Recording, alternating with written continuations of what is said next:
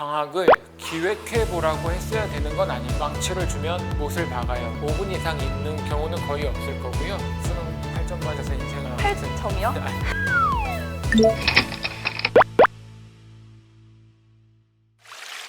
네, 안녕하세요. 저는 문화용역 주성진이라고 합니다. 반갑습니다.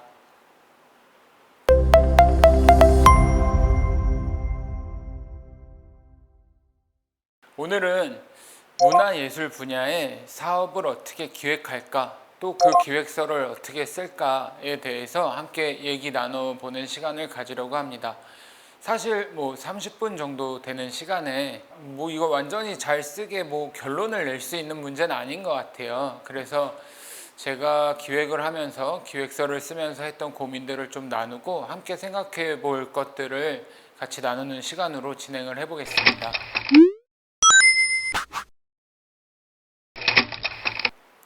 먼저 화면을 봐주시면 익숙한 문제 유형이죠. 우리 초등학교 때 많이 했던 선긋기 문제들을 몇 개 제가 갖고 왔는데요.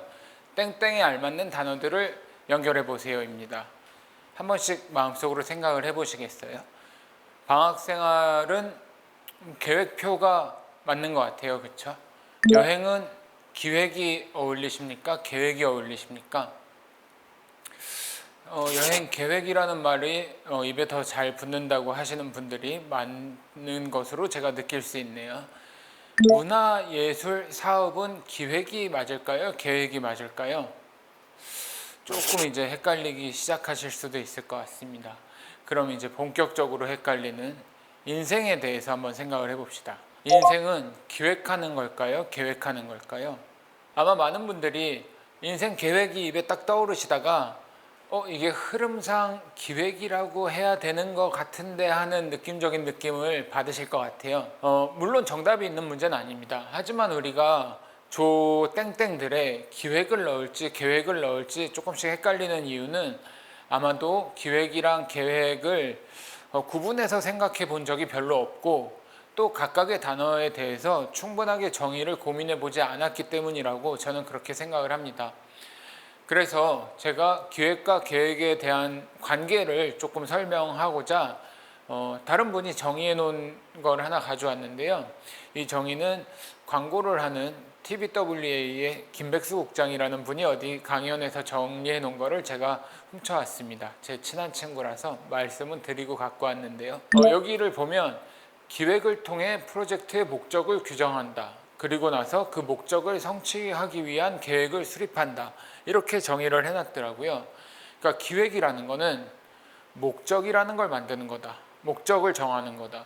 그리고 목적이 정해지면 그 목적을 실현하기 위해서 세우는 게 계획이다.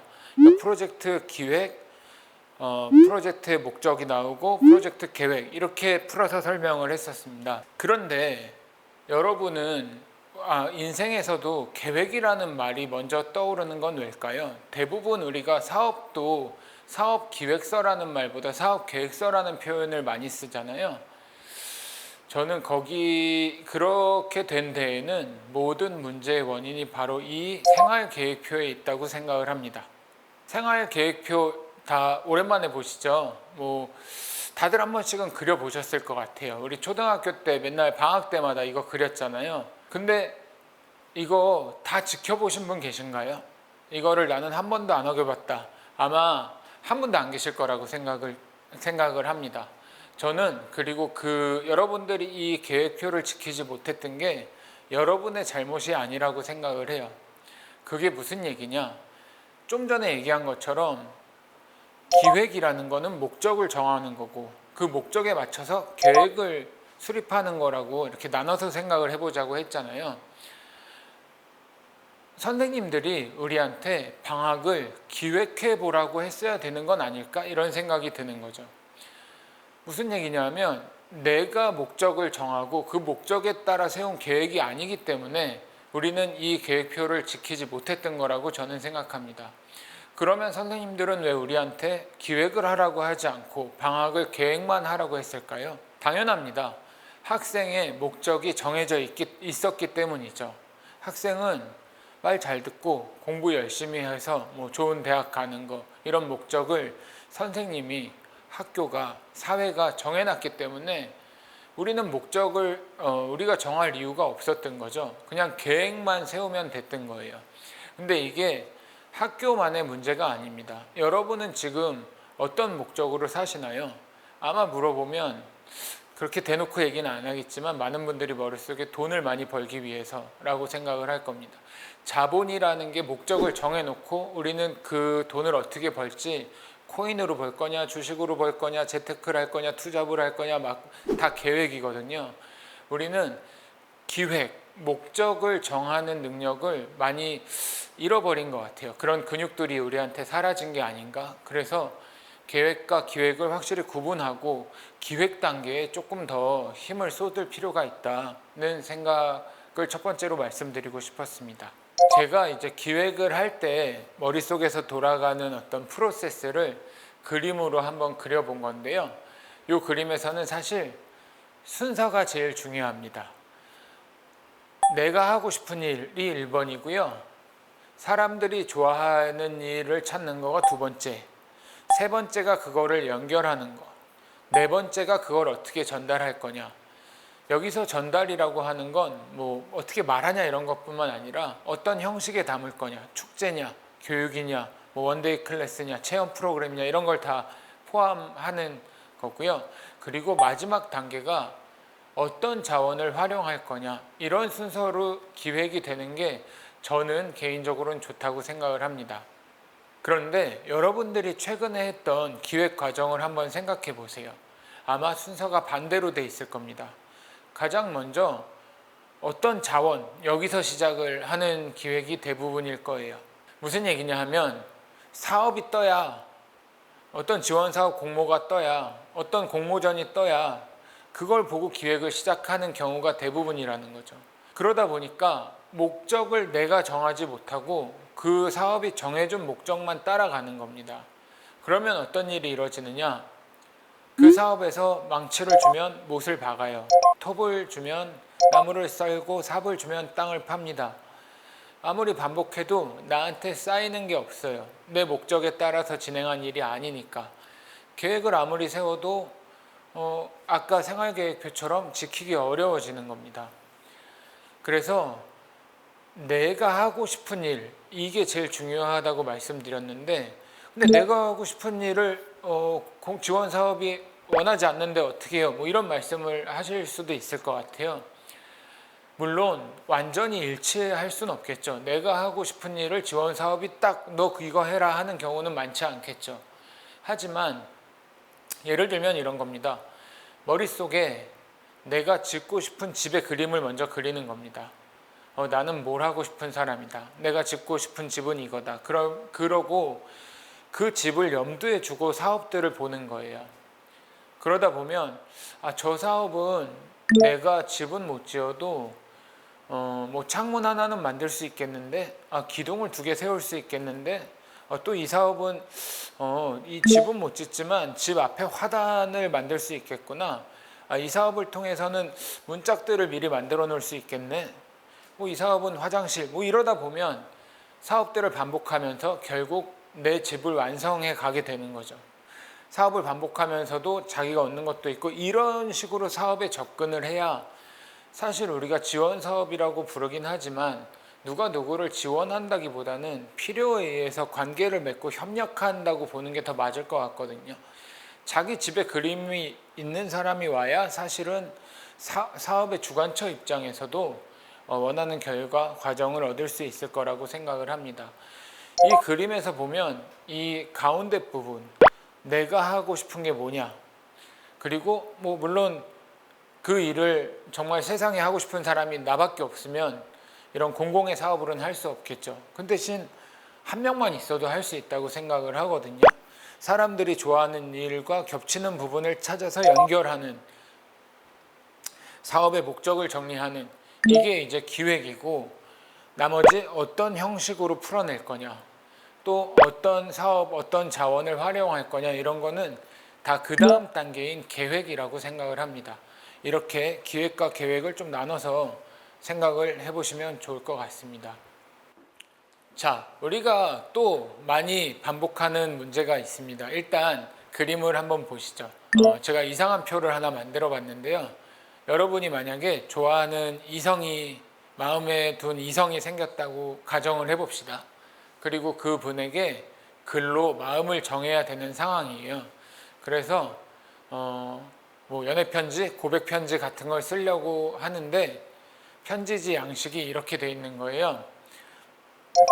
일단 표로 돼 있다는 게 중요하고, 성장 과정, 구애 동기, 성격 장단점, 연애 경력 사항, 연애 역량 및 기술, 사귄 뒤 포부 및 기대 효과, 뭐 이런 식으로 편지지가 딱 짜여 있다고 생각을 해보세요. 여기에 맞춰서 그 좋아하는 이성의 마음을 얻는 편지를 쓰실 수 있겠습니까?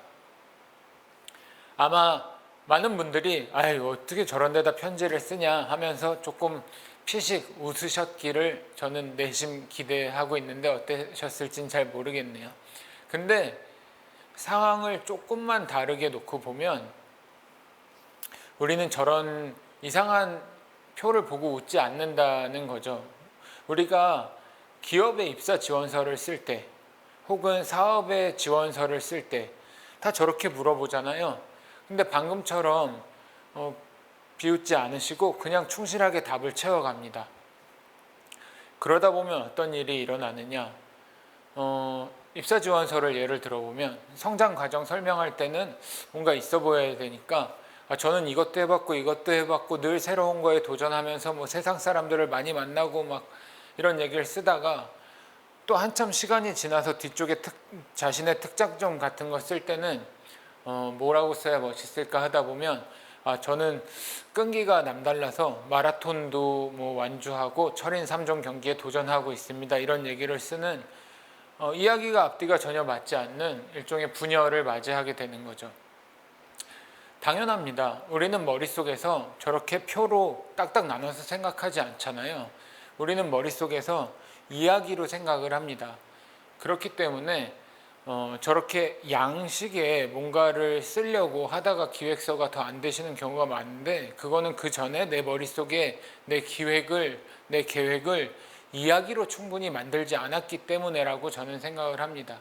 그래서 이런 양식의 뭔가를 써내려 가시기 전에 꼭 내가 하고 싶은 기획을 약간 소설을 상상하듯이 머릿속에 이야기로 혹은 이야기로 글로 풀어서 소설처럼 써보시는 과정이 있으시다면 저렇게 양식의 담을 담고 나서도 훨씬 자기의 목소리가 들리고 생생한 기획서가 될 거라고 생각을 합니다.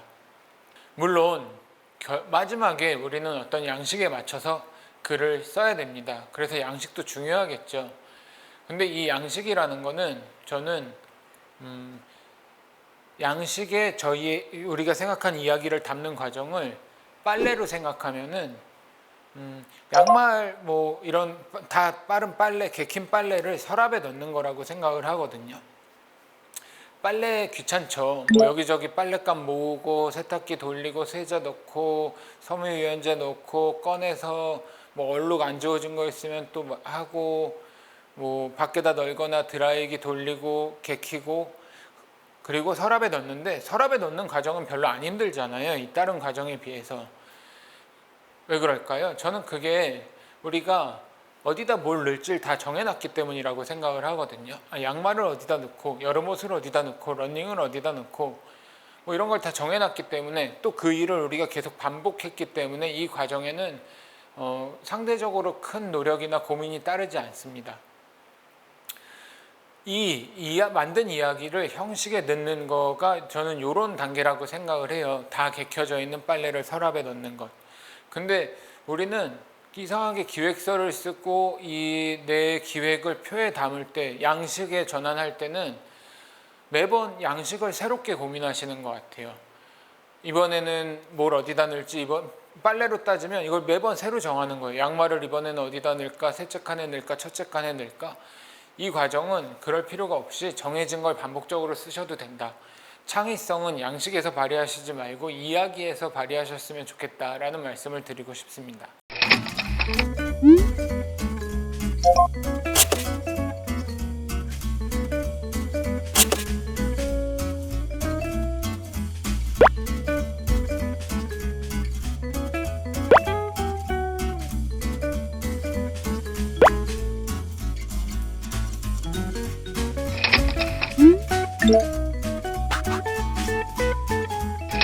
그런데 양식을 처음부터 내가 만들기는 좀 어렵잖아요.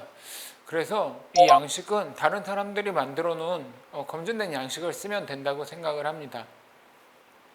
제가 샘플을 하나 가져왔습니다. 이 샘플은 김상윤이라는 기획자분이 정리하셨던 거를 제가 갖고 왔는데요. 익숙하신 내용들일 것 같아요. 기획 의도, 상황 분석, 기획 내용, 기대 효과, 일정 예산, 늘 우리가 반복적으로 요구받는 내용들일 겁니다. 근데 보통은 사업에서 형식을 줄 때 요 앞에만 주죠. 요 뒤에를 주지 않아서 우리가 늘 헷갈리게 되는 것 같은데요. 한번 살펴보면 기획 의도엔 이런 게 들어가겠죠. 대상, 목적 대상은 누구인가 혹은 무엇인가. 그 다음에 목적 대상에게 내가 무슨 일을 할 건가. 목표, 내가 하는 일을 통해서 어떤 결과를 도출할 건가. 영향, 내가 하는 일의 결과는 목적 대상에게 어떤 변화를 줄 것인가. 그리고 그 일을 할 때 상황 분석들은 대상의 현재 상태가 어떻다. 근데 그 중에 문제점은 무엇이다. 한 가지면 제일 좋겠죠. 그리고 이제 기획 내용의 전체적 요약을 하고 실현의 필요 요소들을 정리하고 어떤 걸 어떻게 준비할지 순서가 어떻게 될지 정리하는 거죠. 그 다음에 이제 기대 효과, 내 활동에 의한 결과가 어떻게 예상된다. 내 활동에 의해서 목적 대상은 어떻게 변화될 거다. 이런 것들을 주로 정리하게 됩니다. 근데 이제 제일 많이 물어보는 게 이런 거예요. 기획 의도와 기대 효과는 뭐가 달라요? 앞에 썼던 것도 쓰게 돼요. 이거 왜 두 번 물어봐서 사람을 헷갈리게 해요? 물론 헷갈리는 게 사실인데 정답이 있는 문제가 아니거든요. 뭐 양말을 첫 번째 서랍에 넣던 세 번째 서랍에 넣던 여러분 마음이고 여러분의 어떤 신체 조건이나 생활 패턴에 따라 정하면 되는 거잖아요. 이것도 사실 그 정도의 문제라고 생각을 합니다. 저 같은 경우에는 뭐 직접적인 결과는 기대 효과에, 그다음에 좀 더 궁극적으로 나타나는 결과 같은 건 기획 의도에 이렇게 나누는 편인데, 이것도 이렇게 따라해서 해보시다가 내 생각엔 이게 더 잘 맞네. 그러면 빨래 서랍 바꾸듯이 바꾸시면 되고, 문제는 이건 너무 자주 바꾸시기보다는 이렇게 뭔가 한 가지 틀을 놓고 반복해서 사용을 해보시는 것을 더 추천드립니다. 고민은 기획의 목적과 이야기를 생각하는데도 충분히 많이 필요하니까요. 그러면 이번에는 조금 더 우리가 지원 사업에 실제로 공모 사업에 실제로 참여할 때 프로세스를 생각을 해보면서 그 단계마다 어떤 고민을 하면 좋을지 말씀을 드려보도록 하겠습니다. 일단 아까 말씀드린 것처럼 우리가 혼자 하는 게 아니잖아요. 우리는 보통 재단이나 이런 공공기관들이랑 일을 같이 하니까 그들의 입장에서 사업을 한번 생각을 해보겠습니다. 먼저 사업을 기획을 할 거예요. 사업을 기획하는 건 크게 두 가지가 있겠죠. 하나는 작년에 하던 사업을 연속 사업으로 계속 하는 경우가 있을 거고, 두 번째로는 이제 어떤 환경이나 상황이 바뀌어서 새롭게 만드는 사업이 있을 겁니다. 뭐 최근에는 코로나로 인해 비대면 사업 같은 게 많이 생겼고 뭐 그렇겠죠. 그런 경우죠. 그리고 나서 그럼 그 기획 과정을 누가 할까, 이런 것도 조금 더 상상을 해보는 거예요. 물론 그 담당자분이랑 뭐 해당 팀장님이랑 뭐 본부장님이 모여서 생각을 할 수도 있겠지만, 그 과정엔 대부분 뭐 예술가분들의 의견이 담기기도 하고, 혹은 비슷한 사업을 기획했던 뭐 전문가라고 불리는 사람들이 모여서 같이 뭐 1월부터 보통 3월까지 열심히 고민을 하면서 사업을 짭니다. 전체 사업의 뭐 포트폴리오나 관계 같은 것도 생각하면서 사업을 짜겠죠. 그리고 나서 공모를 내죠. 우리 이 사업 같이 합시다. 우리는 이런 변화를 만들고 싶습니다. 그리고 심사를 하고 선정이 되고 나면 뭐 현장을 돌아다니면서 어려운 점은 없으신지, 생각한 대로 잘 되고 있는지 모니터링 같은 걸 하고, 주로 또 컨설팅도 같이 이루어지죠. 그리고 나면 뭐 정산이나 결과 보고를 받고, 그 다음에 이제 성과 공유회 같은 걸 열고, 성과 자료집을 열고, 뭐 보통 이런 프로세스로 진행이 됩니다. 그러면 요거를 염두에 두면서 우리 입장에서, 예술가분들 입장에서, 활동가분들 입장에서 공모 지원 사업 프로세스는 어떻게 나눠서 생각하고 각각의 단계들마다 어떤 고민을 어떻게 하시면 좋을지 조금씩 살펴보도록 하겠습니다. 전체 단계를 보면 이렇게 나의 욕망과 철학을 찾고, 사업의 철학을 파악하고, 작고 분명한 목적을 수립하고, 이유 있는 팀빌딩을 하고, 실현 가능한 계획을 세우고, 나만의 방법론을 더하고, 이해할 수 있는 언어로 표현하고, 요약이나 시각화나 숫자를 마지막으로 살펴본다. 이렇게 차례대로 좀 말씀을 드리겠습니다. 먼저 나의 욕망과 철학을 확인하는 것, 내가 하고 싶은 일이 뭔지, 내가 재밌어하는 일이 뭔지 찾는 게 당연하지만 첫 번째라고 생각합니다. 또 당연하지만 가장 우리가 하지 않고 있는 일이기도 하고요. 우리가 이 공공기관이 왜 우리랑 같이 일을 하려고 할까요? 우리를 도와주려고 하는 걸까요? 저는 그렇지 않다고 생각을 합니다.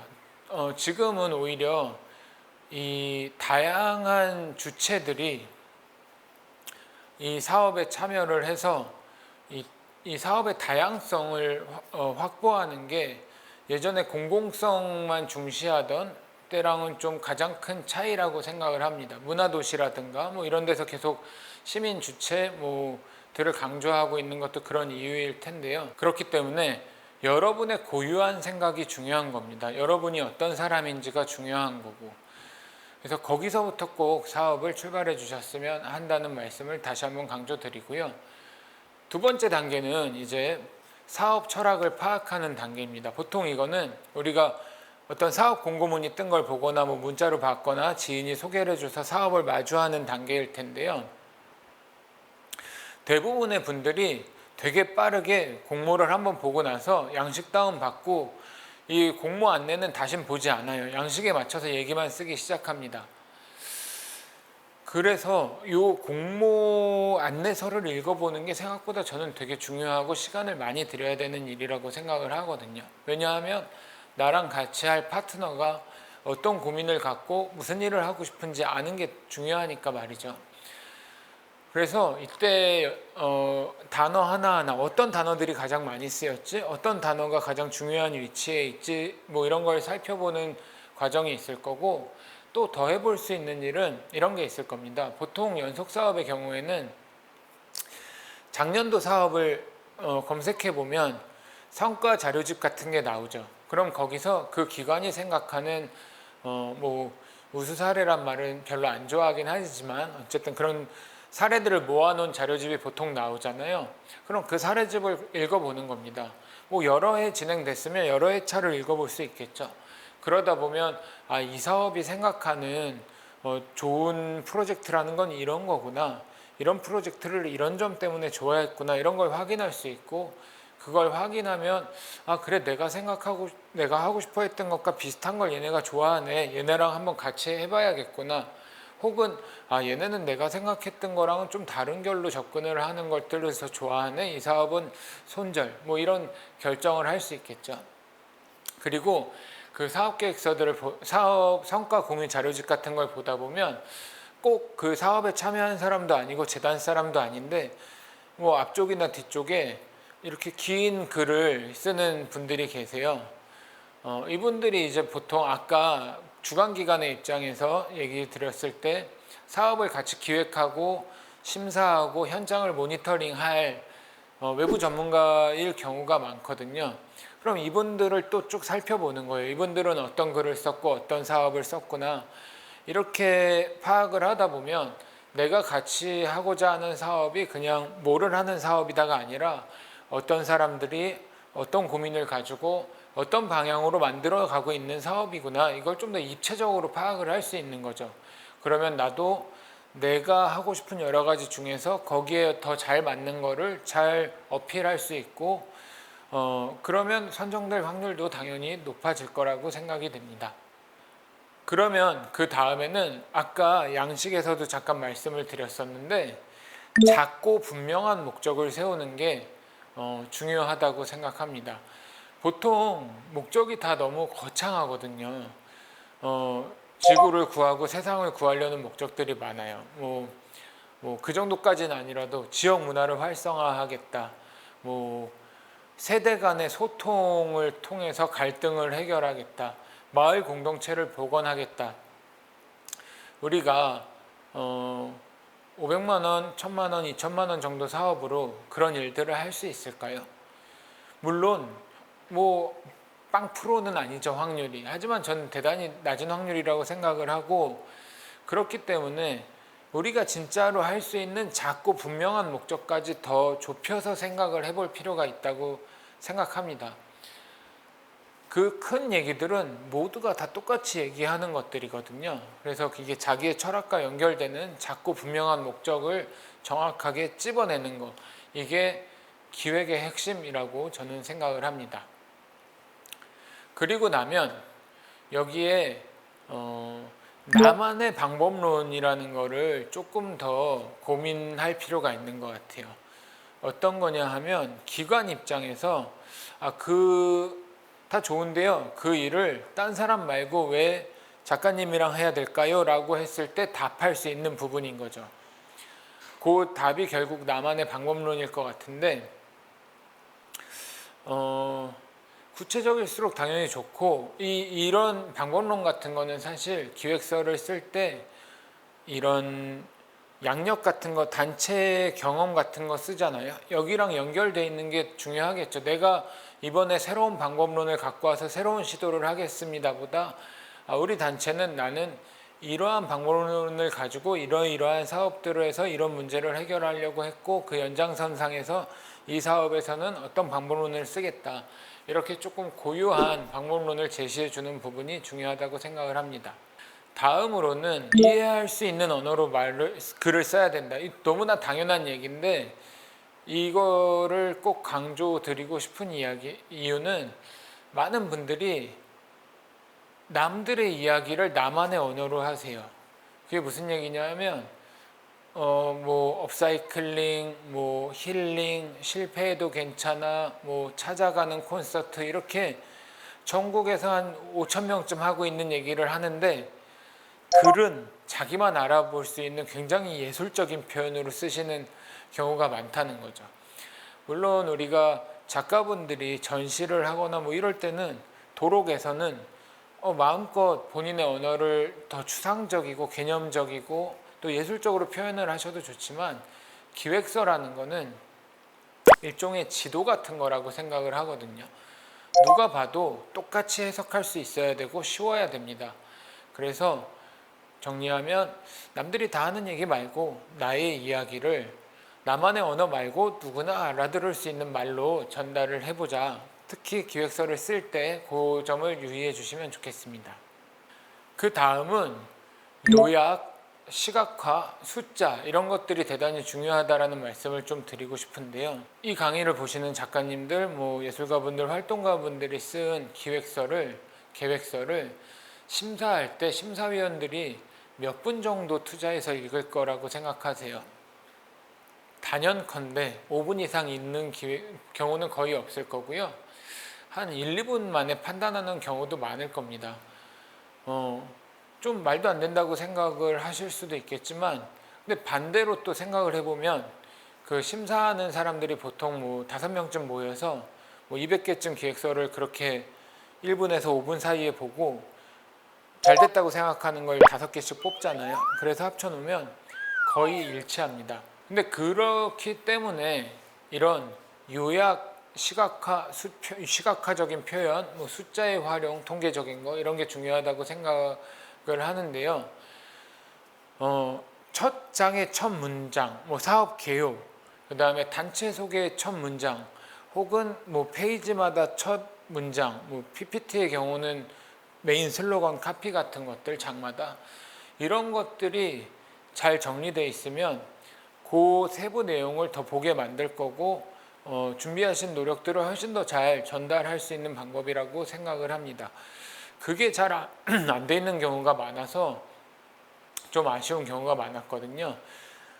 그리고 거기서 또 한 가지는 이제 숫자나 사진이나 이런 걸 어떻게 활용할까에 대한 말씀을 드리고 싶은데, 우리가 뭐 아주 어려운 시각화 작업 같은 건 안 해도 예를 들면 뭐가 있을까? 엑셀 차트 같은 건 우리가 좀 그리잖아요, 가끔 뭐 상황 분석하고 이럴 때. 근데 저는 그 엑셀 차트에도 정답이 있다는 점을 한 번씩 꼭 생각해 주셨으면 좋겠어요.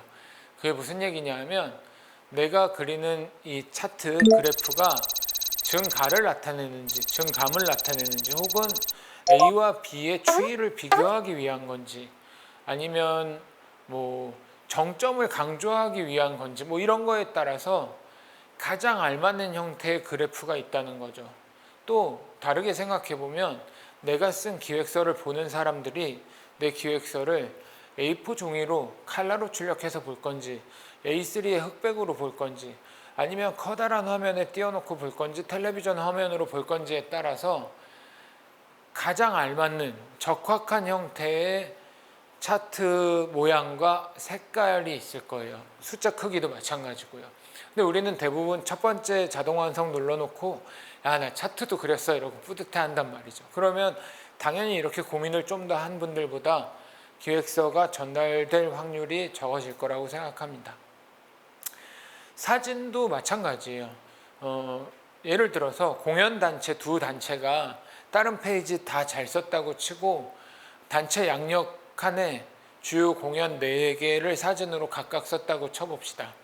A라는 단체는 사진을 다 똑같이 공연장 풀샷에 공연 제목 캡션을 넣어서 썼고 B라는 단체는 각각 사진마다 뭔가 컨셉을 잡아서 썼다고 생각을 해봅시다. 이런 거죠. 첫 번째 사진은 공연의 규모가 보이는 막 되게 멀리서 찍은 많은 사람들이 담긴 사진을 쓰고 두 번째 사진에서는 관객과 소통하는 공연이라는 걸 강조하기 위해서 굉장히 클로즈업 된 사진인데 배우들과 관객들이 엉켜서 즐거워하고 있는 사진을 쓰고 뭐 세 번째 사진은 예를 들면 굉장히 유명한 작가랑 콜라보레이션을 하는 사진을 썼다고 쳐봐요. 캡션은 똑같이 쓰고 당연히 이 한 페이지가 주는 임팩트는 전혀 다를 겁니다. 이렇게 내 기획서에 들어가는 모든 단어, 사진, 숫자 그리고 그것들의 색깔, 크기 이런 것들을 조금 더 끝까지 고민해 보시면 훨씬 더 전달력이 있는 또 설득할 수 있는 기획서를 쓰실 수 있을 거라고 생각합니다.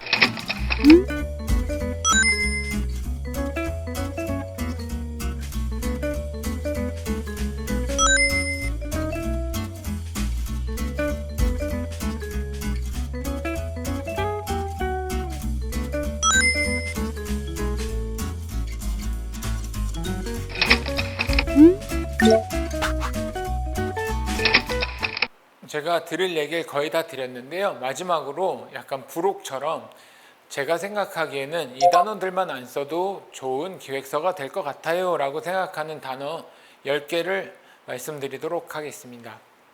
첫 번째는 4차 산업혁명입니다.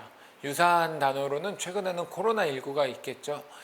무슨 얘기냐 하면 심사에 가서 보면 기획서가 100개 들어오면 그 중에 98개 혹은 100개가 4차 산업혁명 시대에 이렇게 시작을 합니다. 다 똑같아요. 보는 사람이 무슨 재미가 있겠습니까? 게다가 솔직히 까놓고 말해서 우리가 4차 산업혁명 잘 모르잖아요.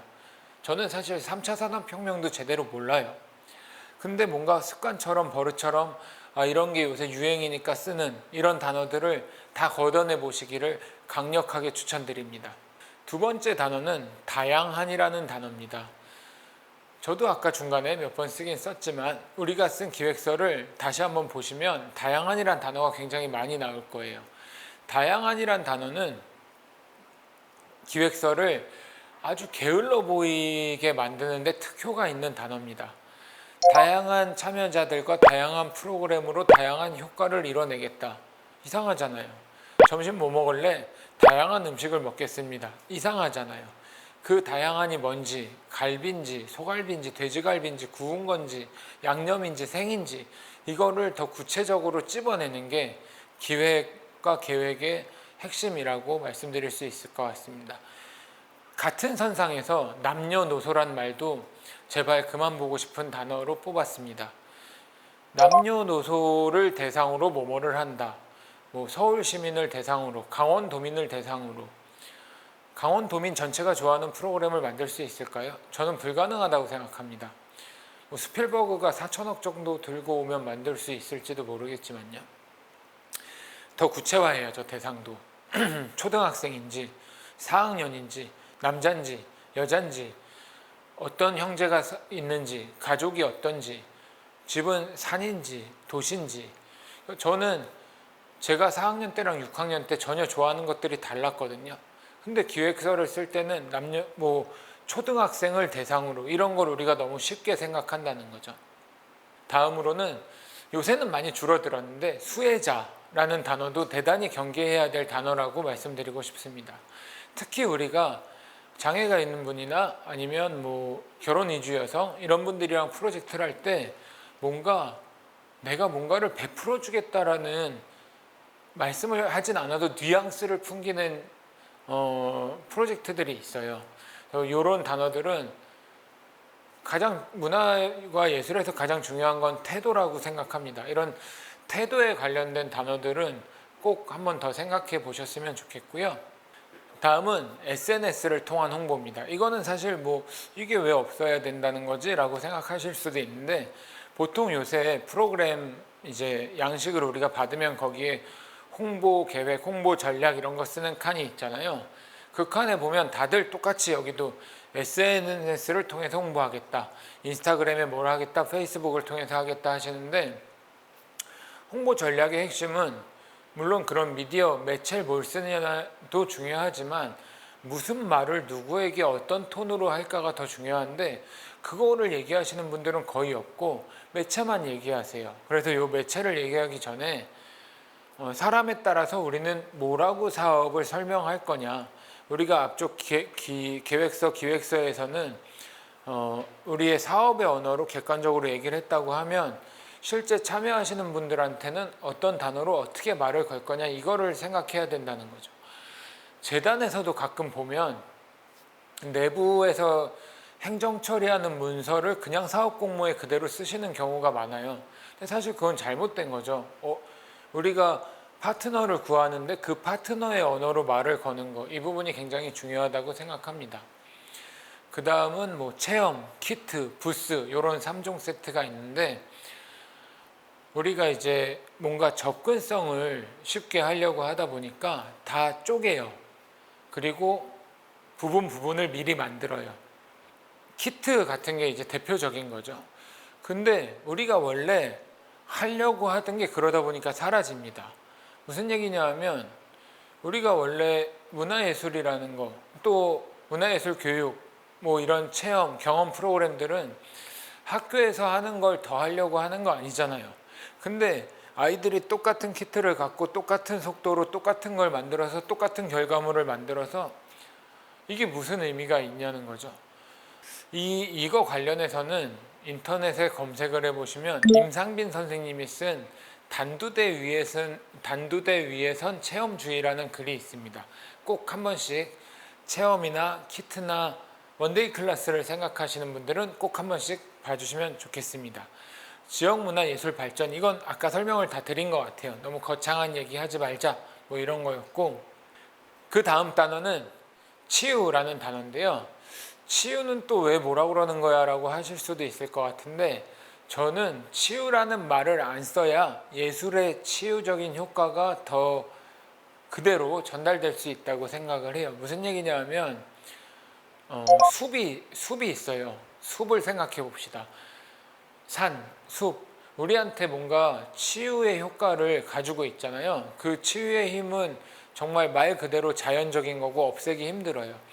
그 숲이 가진 치유의 힘을 없애는 유일한 방법은 치유의 숲이라고 커다랗게 플래카드를 붙이고 치유 1길, 치유 2길, 치유 3길을 만들고 그 길을 다들 줄 서서 걷게 만들면서 치유 스탬프 같은 걸 받게 만드는 거죠. 예술에서도 이런 실수들이 많이 반복되고 있는 것 같아서 치유적인 효과를 고민하실 수는 있지만 특히 제목이나 참여자들한테 말을 걸 때 치유라는 말을 앞에 내걸진 않았으면 좋겠다는 말씀을 드리고 싶었습니다. 그 다음에 재능 기부, 이건 이제 얘기가 많이 돼서, 그러니까 누군가가 내가 좋은 일을 하는 거 중요하죠. 하시고 싶으면 해야 되는 거고, 근데 그 내가 하고 싶어 하는 좋은 일이 다른 사람이 마땅히 받아야 할 대가를 못 받게 하고 있진 않은가 생각해 볼 필요가 있는 거죠.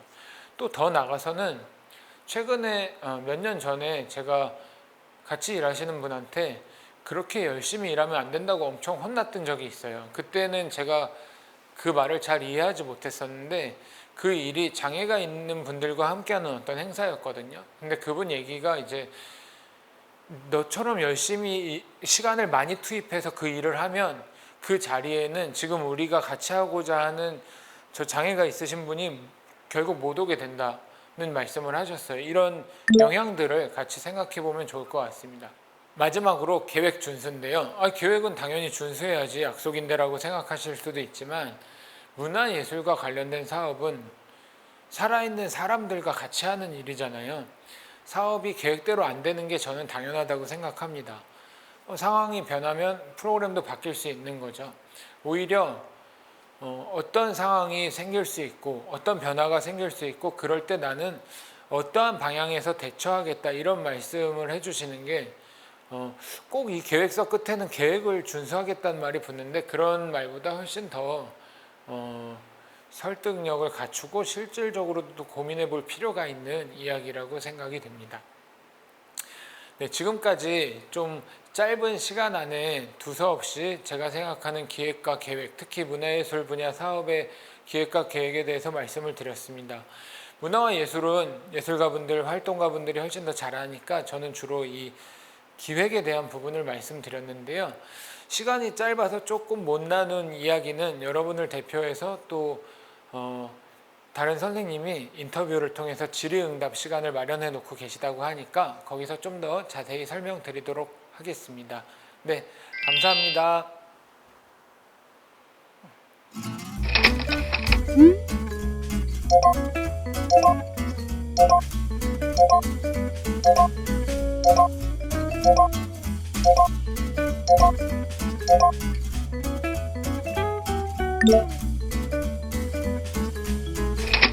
네, 대표님 강의 정말 잘 들었습니다. 네, 감사합니다. 보이셨을지 모르겠는데 제가 내내 고개를 끄덕끄덕하면서 빠져들게 되는 네. 잘 안 보이셨나요? 계속 끄덕이진 않으신 것 같아요. 네, 그랬군요. 들켰네요. 네. 네, 계속 그래도 되게 빠져들게 되는 그런 시간이었던 것 같은데요. 감사합니다. 또 제가 우리 강원도의 문화예술인 분들을 대표해서 몇 네. 가지 질문을 드려보도록 네. 하겠습니다. 일단 저는 세부 사업 내용 작성이 가장 어렵게 느껴지는 것 같아서요. 이 부분은 분량을 어떻게 좀 길게 작성할수록 유리한 점이 있는 걸까요? 당연히 아니겠죠. 뭐 길다고 좋은 건 아닌 것 같은데요. 근데 오히려 저는 한번 생각해 보시면 좋을 게 우리가 만약에 어떤 한 번도 안 써본 물건을 제가 선생님께 드리고 사용 방법을 설명하는데 이렇게 매뉴얼 같은 걸 길게 써서 설명하는 건 쉽겠지만 만약에 이 사용 설명을 시 한 편으로 써라 혹은 한 문장으로 써라 이러면 굉장히 어려워지잖아요. 그것처럼 짧은 기획서를 쓰려면 사실 긴 기획서를 써놓고 추려야 가능한 거지 처음부터 짧게 쓰는데 완성도도 높은 기획서를 쓸 수 있으려면 천재여야 되지 않을까 하는 생각을 해봅니다. 저도 생각을 해보니까 글을 쓸 때 짧은 걸 늘리는 것보다 긴 걸 줄이는 게 더 힘들었던 것 같아요. 네. 말씀하신 것처럼 함축적인 내용을 담는 게 중요할 것 같은데 그렇다면 이 세부 사업 내용 작성을 이렇게 상세하게 요구하는 이유가 뭔가요? 물론 귀찮게 해드리려고 하는 건 아닐 네, 거고요. 그렇겠죠. 두 가지 정도 이유가 있다고 생각이 되는데 첫 번째는 이게 대부분 우리가 지금 얘기하는 게 공공기관에서 하는 사업이잖아요. 네. 그러다 보니까 내가 누구랑 하기로 했고 누구랑은 왜 안 하기로 했고 이거를 모두한테 그 과정이 공평했다는 걸 설명해야 되잖아요. 그러면 제가 이분은 이런 걸 하기로 했는데 이런 부분이 좋아서 이런 부분이 우리랑 안 맞아서 이런 과정을 설명해야 될 의무가 있기 때문에 세부적인 내용을 좀 부탁드릴 수밖에 없다고 생각을 하고요. 두 번째로는 또 이게 생각을 해보면 사업기획이라는 거는 결국 일종의 설득이고 동시에 약속이잖아요. 제가 선생님과 어떤 사업을 하자고 하면 이런 사업을 같이 하자고 설득을 해야 될 거고 그래서 설득이 됐으면 그럼 요거를 하자 이렇게 약속을 하는 건데 우리가 뭐 아무리 친한 사이여도 뭐 여행을 한번 가려고 해도 여행 가자 해서 콜하기도 하지만 어디 갈지, 언제 갈지, 누구랑 갈지, 밥은 어디서 먹을지 이런 내용들이 있어야 서로 흔쾌히 약속을 할 수 있는 것처럼, 그래서 뭐 관심법으로 그냥 딱 보고 당신이랑 하겠습니다 할 수 있으면 좋겠지만 그런 게 아니니까 디테일한 내용을 서로 이거를 꼭 뭐 요구하고 요청받아서 내가 써야 되고 이런 것보다 생각을 서로 조율한다는 점으로 생각을 해주시면 좋을 것 같습니다. 네, 정말 이 기획서가 설득이자 또 약속이라는 점을 그런 본질적인 부분을 생각을 하면 좀 더 쓰기 수월해질 것 같기도 합니다. 근데 또 우리가 단기간에 성과를 보여줄 수 없는 부분들이 있어요. 기대 효과 부분이나 파급 효과 부분 같은 것들이 있는데 이런 부분들은 어떻게 작성하는 게 좋은가요? 저도 사실 그런 부분을 작성할 때가 제일 어렵긴 한데요. 네. 근데 저는 저 같은 경우에 최대한 구체적인 얘기를 하려고 합니다. 앞서 강의에서도 말씀드린 것처럼 네. 뭐 좋은 나라를 만들겠다, 지구를 구하겠다, 뭐 모두를 행복하게 만들겠다 이런 거는 뭐 장기적으로 내가 조금 도움이 될 수도 있겠지만 확인하기도 어렵고 또 너무 추상적이잖아요. 네. 그러니까 예를 들면 마을에서 어떤 사업을 할 때 행복한 마을을 만들겠다 이런 게 뭐 파급 효과나 기대 효과가 될 수도 있겠지만 예를 들면 이런 겁니다. 저는 우리 마을에 금요일 날 밤에 혼자 짜장면이 한 그릇씩 배달되는 것의 숫자를 줄이겠다. 정말 구체적이에요. 그렇죠. 그러면 사실은 이건 요새는 측정도 할 수 있거든요. 네. 중국집들의 얘기, 중화 요리집에 뭐 물어볼 수도 있고, 뭐 요기요나 뭐 배달의 배달 민족, 어플. 배달 어플이라고 해 땡땡이라고 해야 되나? 아무튼 그런데 만약에 자료를 협조 받을 수 있으면 더 중요할 거고. 근데 보통 그렇게 구체적으로 생각을 안 하는 거죠. 금요일 사람들이 행복해진다는 건 뭘까? 금요일 날 주말엔 적어도 저녁에 혼자 집에서 배달 음식을 시켜 먹지 않았으면 좋겠는데, 물론 저는 혼자 짜장면 먹는 것도 행복하지만 일반적으로 그렇지 않은 분들도 있다고 생각되니까 네. 구체적으로 들어가는 게 제일 중요한 것 같습니다. 너무 거창하고 추상적인 것보다는 구체적이고 그렇죠. 오히려 더 명확할수록. 구체적으로. 네. 네. 먼 일이라고 꼭 추상적일 필요는 없다. 오히려 네. 멀고 구체적인 목표를 세우는 건 어떨까? 뭐 그런 생각을 해봤습니다. 네, 방금 알려주신 짜장면 얘기를 떠올려 보시면 이해하기가 쉬울 것 같아요. 또 저는 이게 사실 제일 궁금한데요. 기획안 심사도 하시잖아요. 네. 심사위원의 입장에서 이런 기획안에는 눈길이 가더라 하는 것들이 있을까요? 이것도 참 말로 설명하기가 뭔가 그쵸. 어려운데 설명을 해야겠죠. 질문을 받았으니까. 그러니까 강의에서도 말씀드린 것처럼 저는 작성한 분이 떠오르는 기획서에 더 눈이 가는 것 같아요.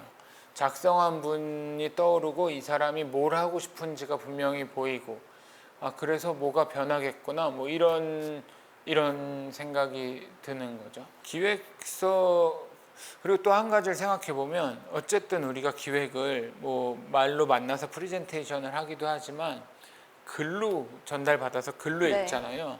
이 부분 때문에 사실 글을 잘 쓰면 내용과 상관없이 문장이 막 이렇게 딱딱 떨어지고 뭔가 잘 정교하게 단어들도 선택되고 이런 것들이 좋게 작용하는 건 어쩔 수 없는 것 같아요. 맞아요. 근데 결국 글을 그렇게 잘 썼다는 거는 뭐 대체로 고민을 더 오래 해오시고 생각을 더 깊이 해오신 경우가 많을 거라는 생각도 들고요. 네. 뭔가 누구나 할 수 있는 얘기가 아니라 이 사람만이 해줄 수 있는 그 콘텐츠와 그 다음에 가시성, 네네. 가독성 이런 네네. 것들이 중요하다는 말씀이시죠. 그렇죠. 뭐 정리하자면 그런 거죠. 나의 이야기를 남들의 언어로. 네. 제가 맨날 강조하는 건데요. 네. 반대로 된 경우가 많거든요.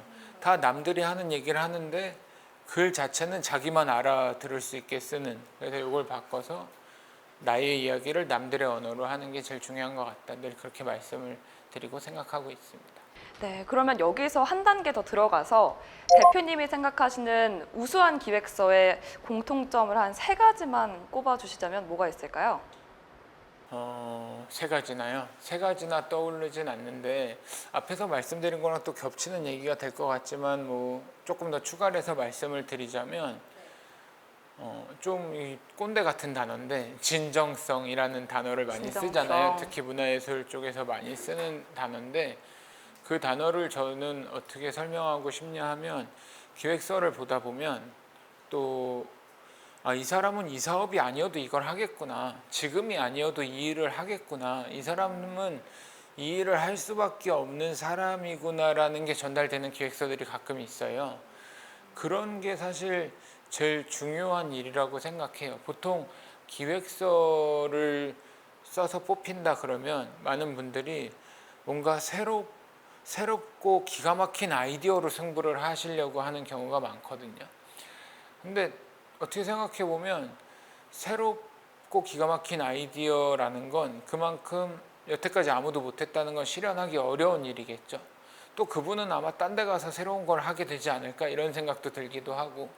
근데 진짜 자기가 하고 싶어서 즐거워서 꼭 혹은 어떤 철학을 가지고 하시는 분은 실현 가능성이 높을 뿐더러 그렇게 하시다 보면 그 과정에서 지금은 없더라도 그런 아이디어들도 더 오히려 많이 나오지 않을까 그렇게 생각을 합니다. 네. 그러면 대표님이 생각하시기에는 진정성을 담은 기획서가 네네. 좋은 그렇죠. 기획서다. 네. 네, 알겠습니다. 근데 또 어쨌든 이게 글을 쓰는 말씀하신 것처럼 글로 보여줘야 되는데 사실 우리가 대부분 글을 평소에 잘 쓰지를 않잖아요. 그래서 보통 저도 그렇고 내가 아이디어는 있는데 글로 뭔가 표현하는 게 좀 어려운 것 같아요. 좀 내가 가진 아이디어를 일목요연하게 문장으로 잘 정리해내는 요령이 있다면 뭐가 있을까요? 이거는 제가 자신 있게 말씀드릴 수 있는 쉬운 방법이 있습니다. 네. 그 함석헌 선생님이라는 분께서 생각이 죽어서 말이 되고 말이 죽어서 글이 된다 이런 말씀을 하신 적이 있어요. 상상해 보면 어떤 얘기인지 좀 이해가 가실 것 같아요. 네. 우리가 머릿속으로 했던 생각이 말이 되는데 말이 되는 과정에서 뭔가 많이 사라지죠. 네. 그게 글로 올 때 또 많이 사라지고 또 그래서 그 과정이 어렵고 글로 뜻을 전하긴 더 어렵고 그래서 제가 지역에서도 교육과정들을 좀 자주 하고 특히 이제 마을에서 활동하시던 뭐 삼촌들, 이모님들하고 프로젝트 같은 걸 이제 기획해야 되는 일이 많이 생기는데요. 이분들이 말씀은 엄청 잘하세요. 근데 이제 기획서를 써보자 그러면 되게 어려워하시고 늘 막 쓰지 않던 단어를 쓰려고 하다 보니까 자기 생각도 안 담기고 제가 그럴 때 하는 방법은 그냥 말씀으로 하시게 해요. 요새 스마트폰에 녹음 기능 다 있잖아요. 그렇죠. 내가 하는 사업에서 뭘 하고 싶은지를 그냥 말로 계속 떠드는 거예요. 녹음기 켜놓고 그걸 그대로 글로 적고 그거를 이제 조금 이야기게 되게 순서를 바꾼다든가 연결을 한다든가 뭐 더하거나 빼고 한 다음에 그 완성된 이야기를 이런 제안서 양식 같은 데 맞춰서 넣는 네. 이런 방법을 써보시면 아마 우리가 다 글을 써본 시간보다 말을 해본 시간이 훨씬 많잖아요. 맞아요. 조금 더 쉽게 하실 수 있지 않을까. 그러면서 덤으로 본인의 캐릭터가 좀 더 드러나는 글을 쓰실 수 있지 않을까 하는 생각도 듭니다. 네. 녹음을 해서 다시 들어봐라. 정말 네, 그걸 꿀팁인 것 받았습니다. 같은데. 네. 네, 정말 꿀팁인 것 같아요. 우리가 글 쓰는 시간보다 말하는 시간이 훨씬 많으니까 도움이 많이 되실 것 같습니다. 그럼 마지막으로 이 기획안을 잘 쓰기 위해서 도움이 될 만한 것들 좀 알려주시자면 뭐가 있을까요? 기획서를 잘 쓰고자 하시는 분들이 제일 많이 하시는 게 저는 사례를 찾아보고 잘된 기획서를 찾아보고 또 광고나 경영 쪽에 있는 뭐 기획의 책들을 찾아보시고 이런 노력들을 많이 하시는 것 같은데 저는 사실 그게 한두 번은 의미가 있지만 크게 의미는 없다고 생각을 해요. 예전에 우리가 제가 수포자였고 수능 8점 맞아서 인생을 망쳤지만 아무튼 8점이요? 그때 40점 만점 100점 만점 깜짝이야. 딴 건 잘했어요. 네. 아무튼 근데 그 정석 같은 거 풀 때 다 못 풀더라도 내가 풀어본 게 중요하지 그 뒤에 있는 뭐라 그러죠? 이렇게 쭉 풀이를 읽어보는 건 사실 별 도움이 안 되잖아요. 직접 풀어봐야. 그렇죠. 그래서 기획도 좀 일상에서 기획적인 걸 생각해보고 써보는 게 중요하다고 생각을 하는데 이러면 또 되게 거창하게 생각을 하세요. 저는 친구들이랑 이제 수업 같은 거 할 때 많이 하는 놀이 같은 게 일주일 동안 다니는 화장실마다 앉아서 화장실에 꼭 써 있는 거 있잖아요. 뭐 휴지를 변기통에 넣지 마세요. 뭐 이런 문구들을 관찰하는 거예요. 이 문장이 어떤 문장이었으면 더 사람들이 그 말을 듣게 됐을까? 사실 뭐 비문도 되게 많고 막 길게 써놓는데 무슨 소리인지 모르겠는 것도 있고 또 막 이상한 유머를 시도하다가 이도 저도 아닌 것도 있고 근데 또 그렇게 하면서 그런 상황들을 보다 보면 꼭 글이 문제가 아닌 경우도 많거든요. 예를 들면 갑자기 지저분한 얘기를 너무 구체적으로 하게 되는 것 같은데 화장실로 갔어요. 네, 휴지를 쓰레기통에 버리래요. 네. 근데 내가 여기 앉아 있는데 너무 상상하지 마시고 쓰레기통이 여기에 있어요. 네. 그러면 제가 보통 이 손으로 닦으니까 닦은 다음에 몸을 넘어서 휴지를 여기다 버려야 되잖아요. 저는 휴지통이 여기 있으면 사람들이 휴지통에 버릴 확률이 훨씬 높아질 거라고 생각을 해요. 뭐 이런 식으로 그 문장과 그 상황들을 보면서 뭐 기획을 해보는 거죠. 그러면 쓰레기통은 왜 여기 있을까? 그것도 다 이유가 있을 거예요. 문이 이쪽으로 열리니까 화장실을 청소하시는 분이 휴지통을 꺼내서 버리고 넣기 쉬운데 이 휴지통을 놓은 거죠.